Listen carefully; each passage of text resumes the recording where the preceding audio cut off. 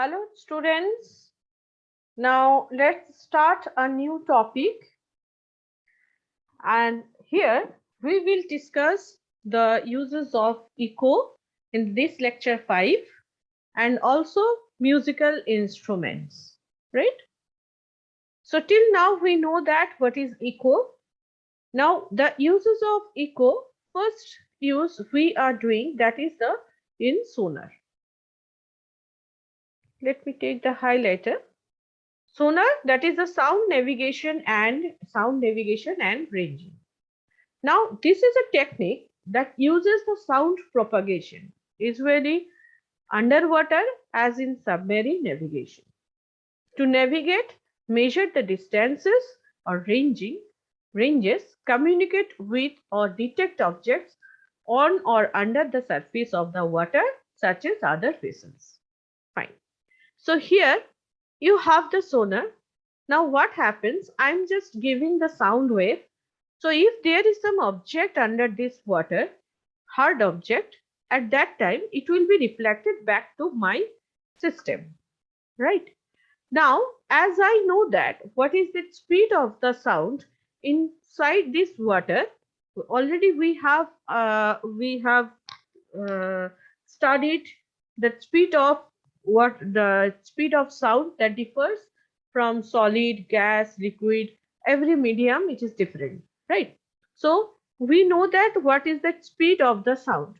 So if we know that speed of the sound and the time we are recording here, that means time of what? I am sending the sound and I am receiving the sound back. This elapsed time that we are recording here, right? So, and the speed of the sound also you know inside the water. So what is the distance of the object I can detect? That phenomenon has been used in case of sonar. Suppose, just a minute. Suppose the total time elapsed, that is T. This is the time elapsed. And this time means what? From this sonar, sound energy will move through the water. The medium is the water. This sound energy, and then it will strike. It will strike here.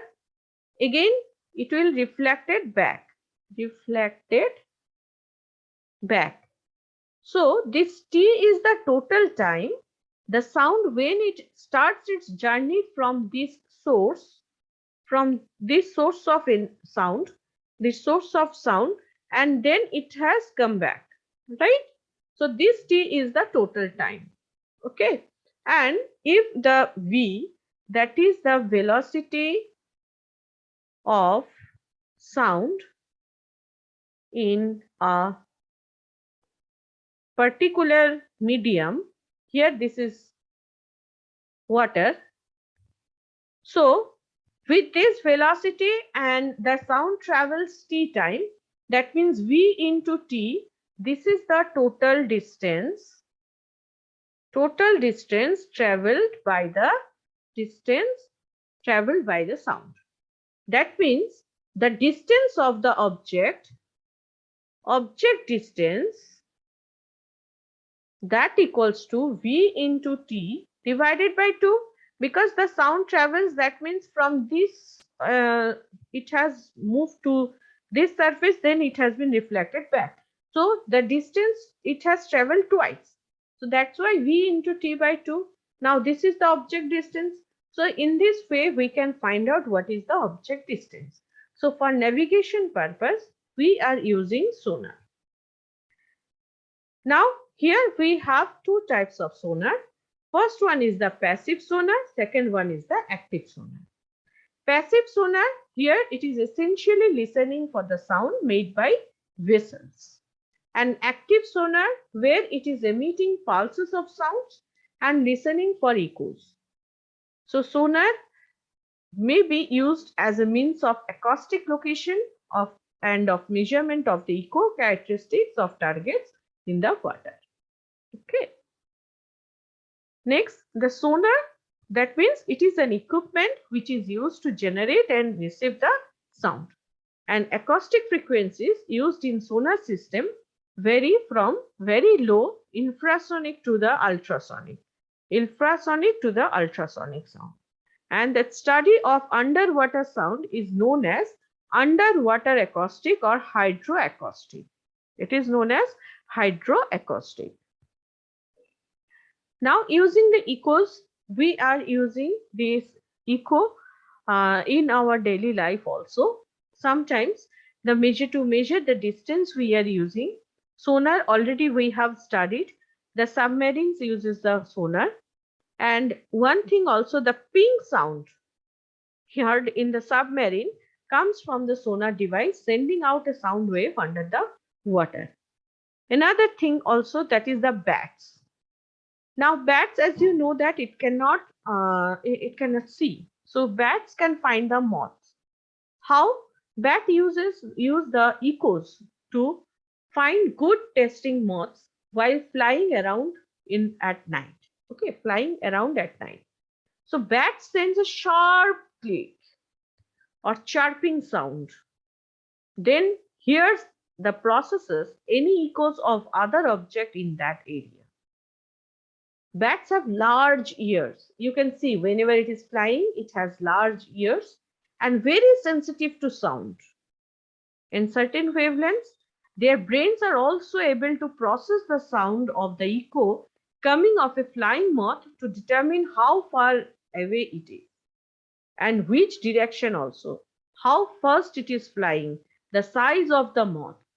So all these things their ear can detect.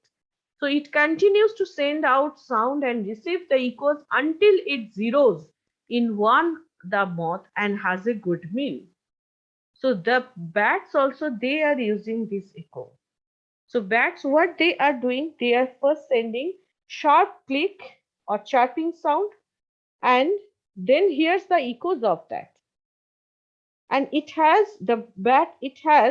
large ears and it is very much sensitive. What it will do, it will process their ear. Their ear, they are very much sensitive and they are catching the echoes also. After that, their brain are able to process the sound of echo coming off a flying moth, and then it will determine whatever the distance in between the moth and the bat and the direction and how fast the moth is flying and the size of the moth also. So if this is the target, the moth is the target. So if I know about the distance of the target, I know the direction of the target, I know how fast it is flying, I know the size of the moth. So I can predict, yes, it's a good meal for me. It is the good dinner for them. So the bat, then in this way, they are using the echoes to access that which is the good dinner for which dinner is waiting for them. Now, spatial echo effect. Here you can see that walk by picket fence. If you walk by picket fence that is near the sidewalk, you can hear the pinging echo of the noise you make. So you can also sometimes hear this unusual effect near a flight of stairs. So this picket fence we are using, and this pinging echo that helps us to move. Now blind person, they are using this type of procedure, right? So they are using picket fence also, and aged person also sometimes they are using this thing. Now the fisherman, he also used sonar to find schools of fish. Since this is an electronic device, the time it takes for the wave to return can be much less than 0.1 second required to hear an echo. So here the speed of the sound in water, that is 1500 meters per second, and fisherman's sonar device detects an echo 0.02 seconds, right?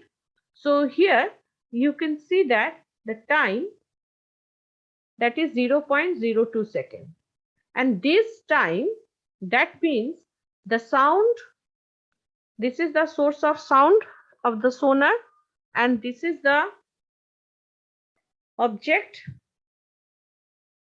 So the sound travels here, then it will come back. That means twice the journey.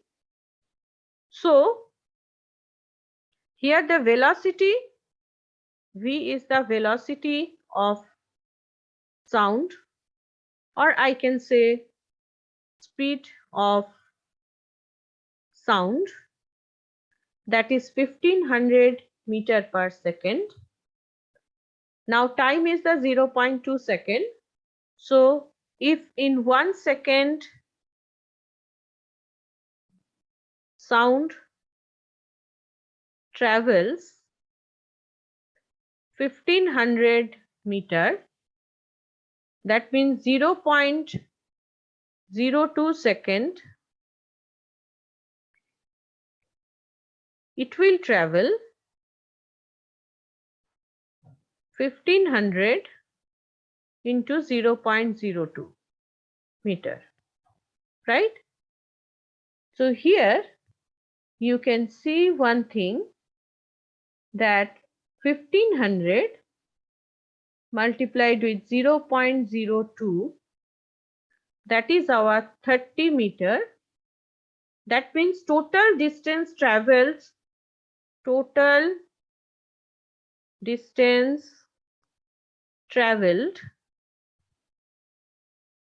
equal to 30 meter. So the object distance from sonar,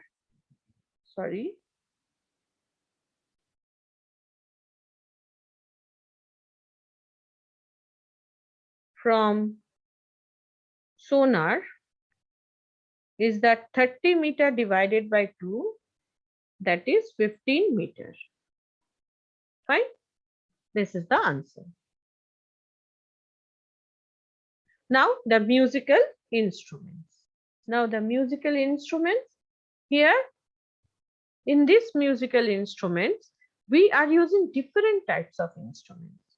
First one, that is the stringed instruments. Second one, wind instruments. Third one, percussion instruments. Now stringed instruments, it make use of the string or wire to produce the vibrations and sound. There are several instruments I have kept here. So let me take the highlighter. This is one string instrument. This is another. This one, string instrument, this one, string instruments. The frequency of the sound, that is varied by varying the length of the vibrating wire. Okay, length of the vibrating wire. And in sitar, shorter the length of the wire, the higher the pitch it produces. Okay, so this is the stringed instruments. In string instruments, it makes the use of string or wire. And these wires actually, whenever you are touching with your finger, at that time it will produce the vibrations, and these vibrations will make the sound. And the frequency of the sound, that is varied by varying the length of vibration of the wave. Now here, suppose these are the strings and some portion you have. If you are keeping your finger here, then the length of the string is this much. If you are keeping your finger here, then length of the string is this much. So I am varying the length of that string. Who are playing guitar or who are playing sitar, they are very well into this procedure. So the frequency of the sound, that is varied by varying the length of the vibrating wire. Okay. In guitar, sitar, santur, not santur, okay. So here they are using the string instruments, Bina. Now wind instruments. Wind instruments use the principle of vibrating air column to produce the sound. Like flute. Everything that is the air pressure. You are just changing the air pressure in the flute, and that means the vibrations also changes. So that's why it will create the sound. Shenai, clarinet. These are the some examples of the wind instruments. So the frequency that is varied by changing the length of the vibrating air column. Here you can see that for flute, the flute,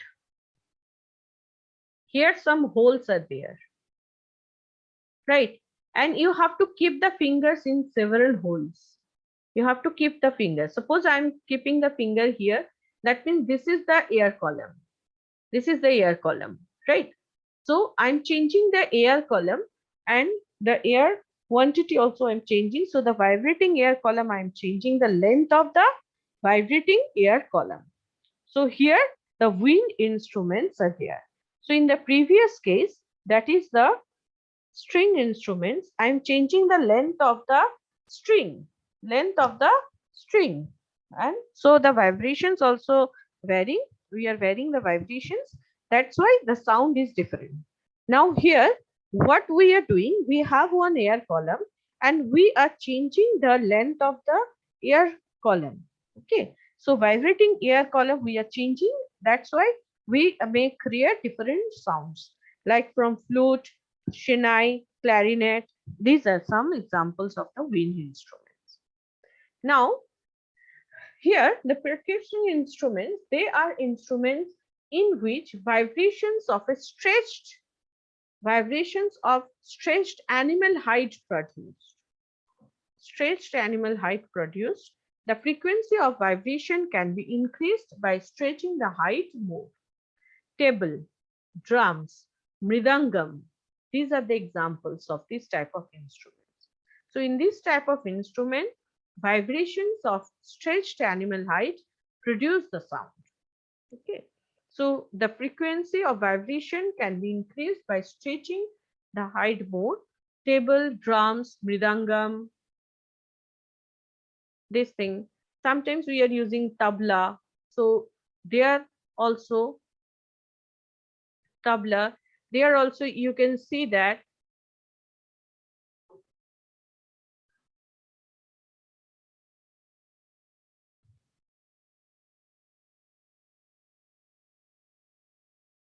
here you can see that one is small, another is this type. So this some membrane you have, animal's membrane you have, and you have to struck here, right? So drums also, this is the drums also. Here you can see some membrane here, and we are just striking the membrane with the help of stick, and it will produce some sound.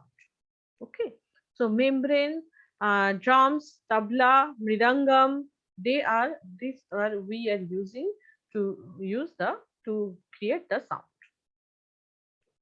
Now audible and inaudible sounds. As I have told, the human ear that can detect particular range of frequencies, and the range of frequency is 20 hertz to 20 kilohertz or 20,000 hertz. And one thing you should remember, that is in laboratory condition, this 20 hertz may go down up to 12 hertz. Okay, and low frequency, it is not hearable by us, and this is called infrasonic. And high frequency, that means the frequency that is more than 20,000 hertz, that is called ultrasonic. And frequency that is less than 20 hertz, that is called infrasonic. That is called what? Infrasonic. Okay, and this audible range is 20 hertz to 20 kilohertz, and these are inaudible. These are inaudible sounds. Thank you.